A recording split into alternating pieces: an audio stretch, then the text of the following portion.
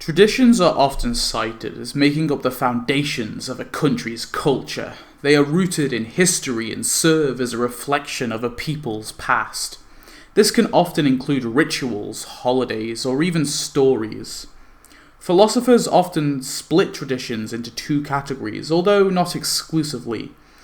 These categories are analytic tradition and continental tradition. Something like Christmas, for example, is a continental tradition. It is based on the legend of Jesus Christ and is rooted in the historical and religious tale of the man who is the main figure for Christians. However, many atheists celebrate Christmas despite not believing in Christ, and this has much more to do with the fact that often the country Western atheists live in are countries with a Christian majority, at least in its history, if not still in its majority population. Christmas could be argued to have always been secularized, due to its foundations in the pagan celebration of Saturnalia. Or you could say it's been corporatized and it's all about making money and furthering capital. You could say whatever. But it's undeniable that due to the Christian tradition of many Western countries, Christmas has become a staple in the month of December for many years and many more years to come. Christmas, however, is pretty harmless on the surface. It's all about giving gifts, spending time with family, and eating a lot of food. However, there are some traditions that are not as joyful and nice, especially ones that concern the other creatures that we inhabit this planet with. Bullfighting is common in many Spanish countries, and it's not always about getting them to run through a red cape. Some bullfights include bulls being force-fed alcohol, dragged across a river by boats, and then beaten and stabbed. Some others include chasing a bull through the streets and stabbing the fleeing creature with spears. I hope you see the issue with these types of events. They are all unnecessary and cruel, but the justification of these is tradition. A similar tradition in the UK is that of fox hunting. This is a tradition that goes back hundreds of years, where a group of often men, with the help of foxhounds, would track foxes, sometimes shooting them, but often letting the pack of foxhounds rip the fox to pieces. Thankfully, this tradition is frowned upon and illegal in most regards, but it's clear that a lot of politicians and people use the defense of tradition or culture or pest control, and some politicians are even trying to campaign to bring it back. So this brings me on to Whacking Day, as it is a prime example of how some traditions are cruel, unnecessary, and just flat out suck.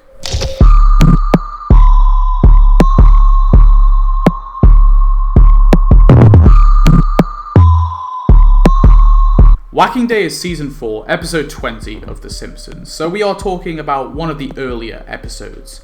The plot focuses around a lot of things, but one of the main plots has to do with Lisa trying her best to stop the town tradition of Whacking Day. Whacking Day is explained as an integral part of the town's history. It is a tradition that dates back to 1775 and was supposedly established by the founder of the town, Jebediah Springfield. Every May 10th, the townsfolk would drive snakes into the centre of the town and whack them to death. Even Richard Nixon is shown to have partaken in the tradition. Homer is shown in the episode to be particularly excited, even buying a new whacking stick.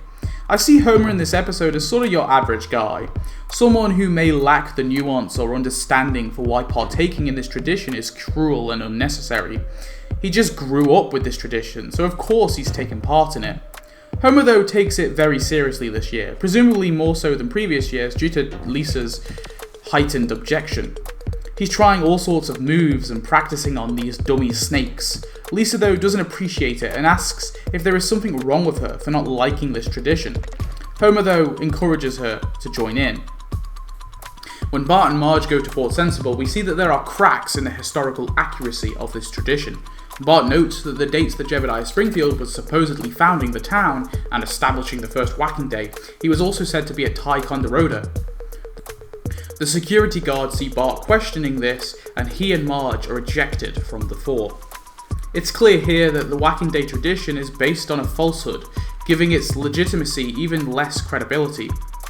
Something true for real-world cases too. I mean, fox hunting in the UK may have been a tradition for noblemen and lords, but for common people it wasn't a tradition, so its validity as a British tradition doesn't really hold up. Just like Whacking Day as a Springfield tradition doesn't really hold up either, because of its historical shadiness. The whole town is engrossed in the tradition. It's been corporatized, it's ingrained in their police force, and it's even been intertwined and justified by religion. Although the religious verses are made up by Lovejoy, this is another common defense for horrible traditions. It appears that people are coming from all over the place to partake in Whacking Day, so it's not even just a local tradition anymore. It's attracting all sorts of people who wish to bring harm on these innocent animals, and even the mayor falsifies his inclusion in the event simply for optics. He instead just has a bunch of pre-whacked snakes that he's going to claim to have killed. They even have a celebrity to open up the event, but thankfully Barry White doesn't seem to condone this tradition, calling the town sick. But they don't seem to notice. They are also wrapped up in their excitement. Lisa pleads with Homer one last time not to lure himself to the mob, but he doesn't listen, and he carries on marching to the event.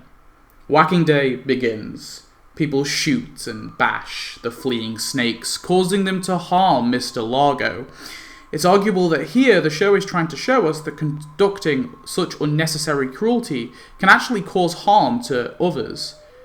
There have been plenty of instances, for example, with bullfights gone wrong that have caused the death or injury of bullfighters and spectators.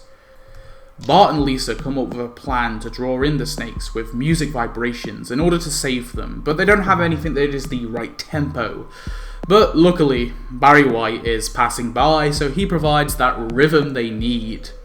White's voice draws in the snakes to the Simpsons' house, and the Simpsons kids have saved them, but the angry mob forms outside, demanding the snakes. Bart reveals to the town that the holiday is a sham. It was made up in 1924 as an excuse to beat up the Irish. Possibly this is a sad reflection on how the Irish were treated in certain parts of the United States in early history. But this argument is also used for things like minstrel shows. Minstrel shows are a tradition. A lot of people, older people, grew up with these shows, and so they will argue that, they were harmless when they were growing up, but they undoubtedly are racist depictions. Lisa reveals that the snakes are actually a net good for the town. They deal with the rodents, for example. And somehow they unrealistically easily convince the mob to not partake in the tradition anymore. It would be nice if this was a reflection on real life, but obviously it's not.